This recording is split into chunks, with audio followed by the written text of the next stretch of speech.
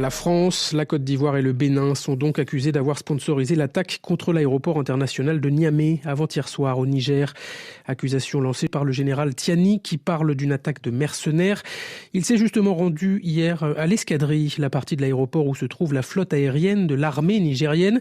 Il a salué sur place la bravoure des soldats ayant repoussé les assaillants, en citant les soldats nigériens mais aussi les Russes. Un bilan a par ailleurs été communiqué par le ministère de la Défense, Pierre Pinto. Selon le bilan officiel, 20 assaillants qualifiés de mercenaires auraient été neutralisés et 11 arrêtés. La télévision d'État assure qu'un Français figurerait parmi ces assaillants tués sans fournir d'éléments.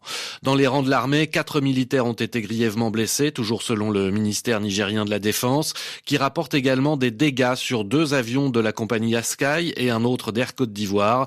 Aucune précision sur les dégâts dans la partie militaire de l'aéroport. L'Agence nationale de l'aviation civile indique pour sa part que les activités de l'aéroport se poursuivent normalement. Lors de sa visite sur la base 101 de l'escadrille nationale, le chef de la junte, le général Tiani, a salué les soldats nigériens et leurs partenaires russes dont la prompte réaction a permis selon lui de mettre en déroute l'ennemi, je cite, dans les 20 minutes qui ont suivi les premiers coups de feu. Très virulent comme à son habitude, le général Tiani s'en est pris au président français Emmanuel Macron, béninois Patrice Talon et ivoirien Alassane Ouattara, des chefs d'État qu'il qualifie de sponsors de ces mercenaires.